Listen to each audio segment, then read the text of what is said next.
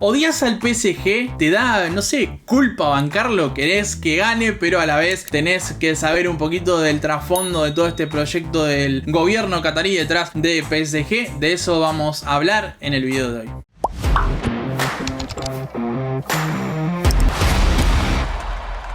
Les voy a comentar un poquito cómo tengo el guión de este video, porque el video empieza con: en los últimos años gastaron bla bla bla. No busqué el dato, porque creo que ya todos lo sabemos. Miles y miles de millones fueron invertidos por el PSG. Vamos a estar comentando claramente algunos datos de su economía, de sus números a la hora de fichar, a la hora de vender, a la hora de lo que invirtieron ciertas partes. Pero más allá del chistecito, es importante conocer cómo nace el club. Es importante saber cómo se maneja el PSG, porque hay toda una historia detrás a la hora de cómo administras un conjunto que tiene la banca de un estado como es Qatar. De eso vamos a hablar. Sepan que este video tiene dos caras. Por un lado, saber que, en mi opinión, yo voy a seguir al PSG, voy a estar siguiendo cada partido de Messi, voy a estar cubriéndolo porque tenemos varios argentinos muy importantes, pero a la vez tenemos que conocer el trasfondo que hay detrás de este club, que tiene muchísimas cosas discutibles y que tiene muchas historias detrás, pero también algunos mitos respecto a, por ejemplo, si antes de los cataríes eran o no un club importante de Francia. De eso vamos a hablar en el día de hoy. Por eso vamos a repasar 15 cosas que tenés que conocer de la historia de este PSG. Su historia, sus argentinos, todas las cosas, todos los datos que tenés que conocer para bancar con un poquito de culpa o conocer de lleno y odiarlos y bancar otro equipo del PSG. La número uno es que el club fue fundado en 1970 tras la fusión del Paris Football Club y el Stade Saint-Germain, que le da la segunda parte del nombre al Paris Saint-Germain, que la capital francesa no solamente es la más poblada del país, sino que necesitaba una representación acorde a lo que significa esa ciudad como una de las más visitadas del mundo. Por eso esta fusión responde al interés de tener un equipo futbolístico fuerte en esa ciudad, en esa capital, y por eso uno supone crecieron a pasos agigantados.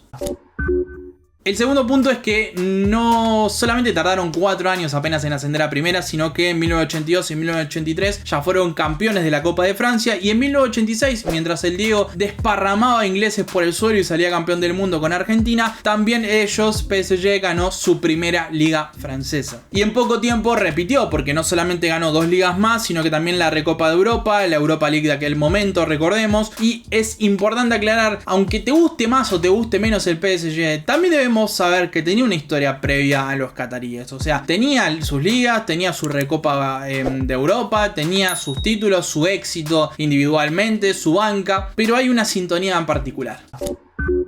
En el punto 3 tenemos que hablar del apoyo que recibió PSG desde sus inicios, porque ya nació gracias al apoyo financiero de un grupo de hombres de negocios. O sea, mientras muchos clubes, por ejemplo de Argentina, nacen con la banca de 4 pibes que se juntan en una plaza y terminan formando un club social, más allá de tener alguna banca económica o de una municipalidad o lo que sea, no importa. En este caso nace con hombres de negocios como Guy Crescent, que era muy cercano también en algún momento a Santiago Bernabéu, a quien le pidió consejo para ver cómo armaba el club. También en algún momento hubo inversiones de cantantes famosos, de diseñadores de moda, de gente de negocios muy importante, no solamente de París, sino de diferentes sitios de Europa. Es decir, la sintonía siempre fue la misma: gente de plata metiéndose al PSG. O sea, eso es cierto. Cuando el club cayó en una profunda crisis económica en algún momento, Canal Plus, el grupo televisivo que todos conocemos, el grupo de entretenimiento, fue quien compró el equipo. Y ahí pasaron a ser uno de los clubes más importantes de Francia, uno de los clubes con más plata, no solamente ganando 9 títulos en sus primeros años bajo el mandato de Canal Plus, sino además llegando a fortunas incalculables o fortunas muy grosas, porque en algún momento se decía, por ejemplo, que gastaban 50 millones de euros por temporada en la época. En esos tiempos el club además ya estaba siendo mirado de reojo, porque se sabía que PSG tenía un contrato que lo beneficiaba en algún sentido, porque el 40% de las ganancias televisivas de Canal Plus, que era el que manejaba los derechos televisivos de la liga francesa en ese momento, iban para PSG, así que tenían una cierta ventaja a nivel económico. Un numerazo que les permitió fortalecerse como equipo, no solamente contratando algunas figuras extranjeras que vamos a estar comentando a continuación, sino además alcanzando semifinales de Champions, de Copa de la UEFA, ganando alguna Recopa Europea que comentábamos recién, dominando las diferentes copas de Francia. Así que en general el poder y el dinero siempre estuvo presente en PSG.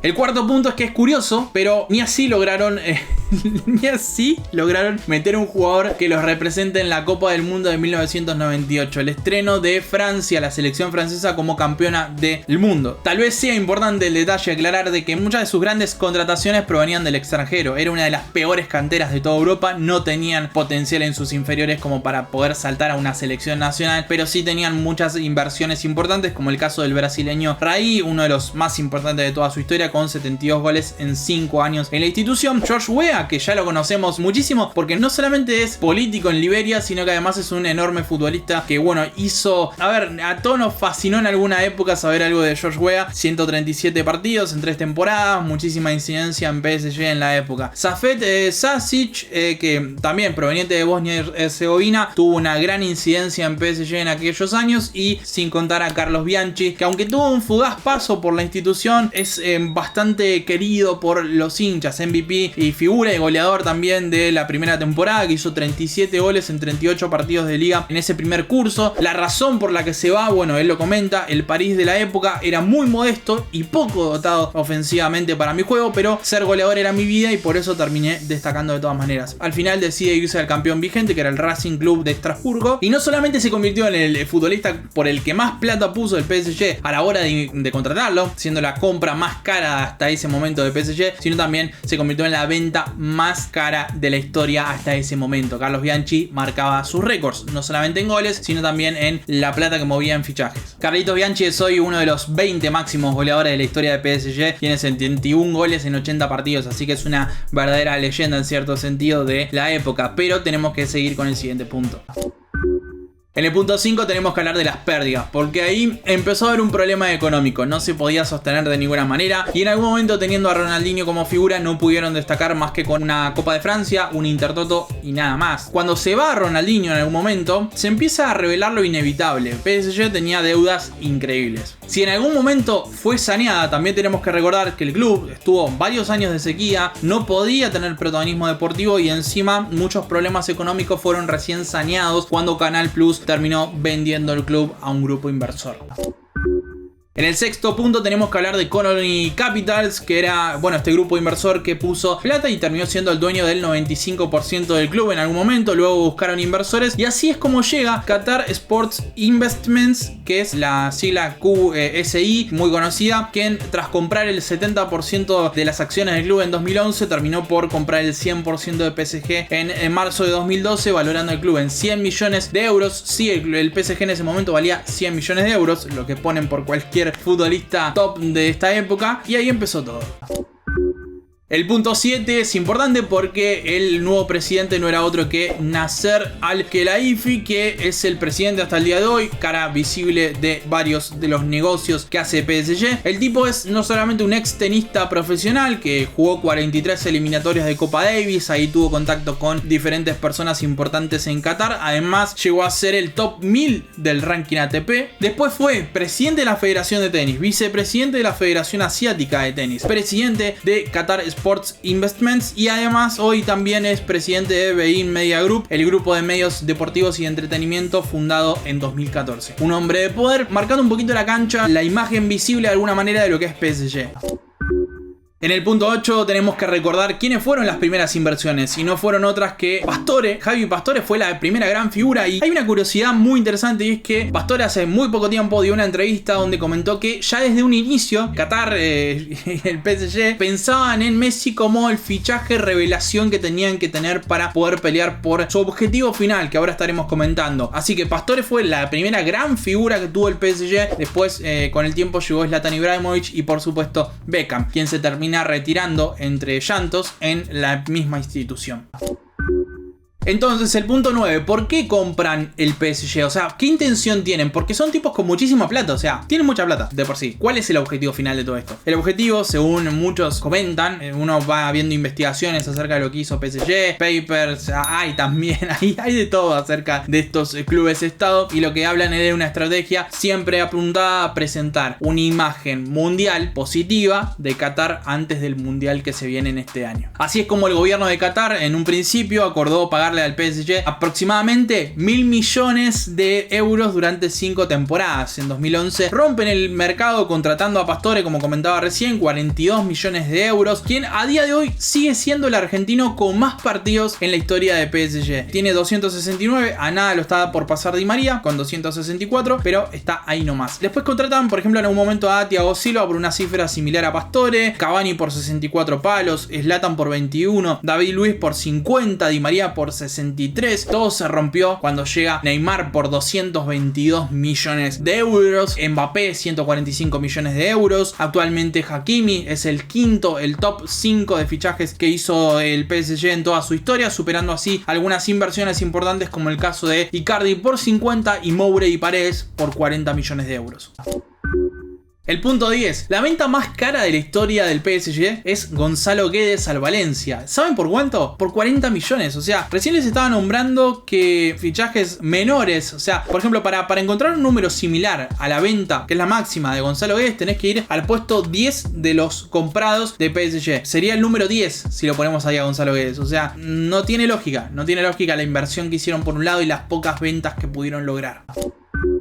En el punto 11 tenemos que hablar de la competitividad dotada por Ancelotti, que fue el primer tipo que intentó sacarle el máximo potencial a la plantilla y más allá de lograr una plantilla algo competitiva, no pudo hacer del todo y terminó yéndose al Real Madrid. Así fue como llega Laurent Blanc, que nosotros nos criamos viendo al PSG de Laurent Blanc, que no me generaba mucha simpatía, la verdad, para ser sinceros. Y bueno, tenía un fútbol ofensivo que ganó 11, 12 títulos posibles, 11 de los primeros 12 títulos en su estancia en el club, pero se fue eliminado 3 veces en Champions, con fracasos para la entidad de alguna manera, las 3 veces en cuartos de final. Luego Unai Emery no puede torcer la historia en ese famoso 6-1 contra Barcelona en Champions y se iría tiempo después para dar paso a este siguiente punto.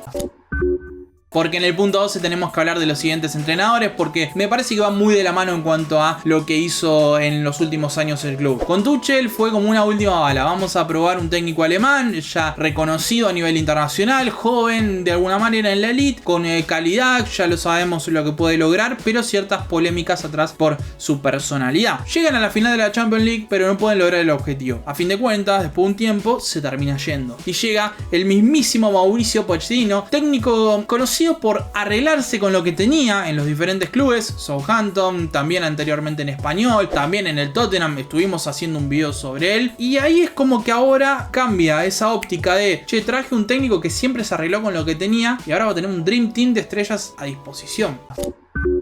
En el punto número 13 tenemos que hablar de las estrellas que tuvo PSG, porque ahora llegó a la número 17, Lionel Messi, pero anteriormente Ramón Heredia, Carlos Bianchi, que estuvimos hablando, Osvaldo Ardiles, Da Fonseca, que hoy lo escuché hablando un ratito, me cayó pero de 10, un capo total, ex Belgrano de Córdoba, si mal no recuerdo, un capo total. La verdad que estuvo muy buenas las palabras que le dedicó ESPN al fichaje de Leo Messi, Gabriel Calderón, Mauricio Pochettino, que ya jugó en la institución, Heinze, Cardetti, Juan Pizorín, Gallardo también estuvo presente. Boca y River instalaron a los dos mejores técnicos de sus respectivas historias en PSG. Carlos Bianchi, el mejor técnico de la historia de Boca, Gallardo, el mejor técnico de la historia de River, ambos jugaron en la institución. Pastore, Lavezzi, Di María, Lo Celso, Paredes, Icardi y por supuesto Lionel Messi, 17 argentinos, ahora actualmente uno como entrenador.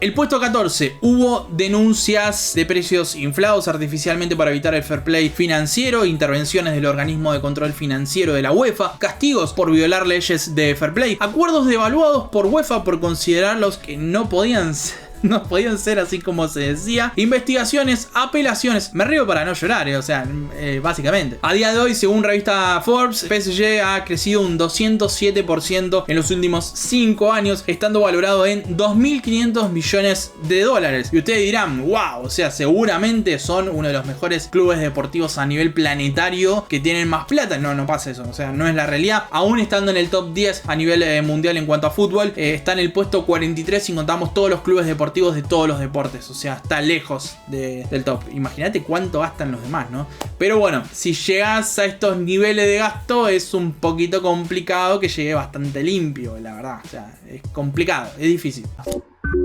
Y en el puesto número 15, salarios altísimos. La temporada pasada PSG gastaba alrededor de 234 millones de euros por temporada, anuales, mejor dicho, en sus futbolistas. 4 millones de euros por semana según Salary Sports. El salario anual de Neymar, según este medio, es de 51 millones. De Mbappé 24 y entre Icardi, Kimpembe, Navas, Di María, Verratti y Marquinhos van entre los 10 millones y los 15 millones. O sea, estos oscilan entre los 10 y los 15 millones. Increíble. Bonus track en 2020, hinchas, especialistas, periodistas, exjugadores, mucha gente reconocida de PSG determinó que Rai, Susic y Ronaldinho fueron los 3 mejores jugadores de la historia de PSG. Ahora habrá que ver qué pasa, en qué posición queda finalmente Neymar y por supuesto Messi en su travesía en París. Y el mejor entrenador de toda la historia elegido por este grupo de notables, según este jurado, fue Ancelotti. La inversión fue altísima, los escándalos también. Las ligas 7, Copas de Francia 6, Copas de la Liga 6, Supercopas francesas 8, tripletes franceses 4, Champions 0. Queda en vos bancar o no bancar a PSG. Me parece que tiene las suficientes cosas como para que lo termines odiando de alguna manera, pero también tiene sus cosas como para terminar bancando esta temporada, en donde tenemos muchos jugadores que son de lo más interesantes, no solamente argentinos. Paredes, Di María, Messi, tenemos por supuesto a Icardi, tenemos a Neymar, que yo en lo particular me encanta, Ney, Verratti. Hay muchos jugadores muy interesantes. Por mi parte, sin obviar tantas cosas negativas que tiene obviamente la inversión que hizo Qatar Investments en todo esto que pasó con el proyecto PSG en los últimos años, obviamente vamos a seguir observando, siguiendo, analizando y cubriendo la campaña de Leo Messi, porque creo que no deja de ser fútbol y tenemos que enfocarnos en eso a fin de cuentas, pero sabiendo todo esto que hay un algo atrás que nos da un clima pesimista de alguna manera acerca de lo que se viene en los próximos años. Es bastante pesimista lo que voy a decir, pero creo que la dirección del fútbol lamentablemente va a ir apuntada a Manchester City, Chelsea, Abramovich, lo que pasa acá con PSG. O sea, va a ser difícil evitar esto. El fútbol es una máquina generadora de plata, de dinero, de millones, y la verdad difícilmente poderes estados, poderes de verdad del planeta se alejen de un deporte que te puede dar estas posibilidades. Así que queda en vos bancar o no bancar a PSG. Por lo pronto acá vamos a seguir cubriendo todo lo que tiene que ver con el club. Hoy subimos más temprano también un video sobre todo el plantel de PSG, y en el día de mañana vamos a estar repasando todo sobre el fichaje de Cuti Romero por Tottenham, llegando a la Premier League y saliendo un poquito del clima Leo Messi en PSG. Con todo eso me despido y nos vemos pronto en otros contenidos.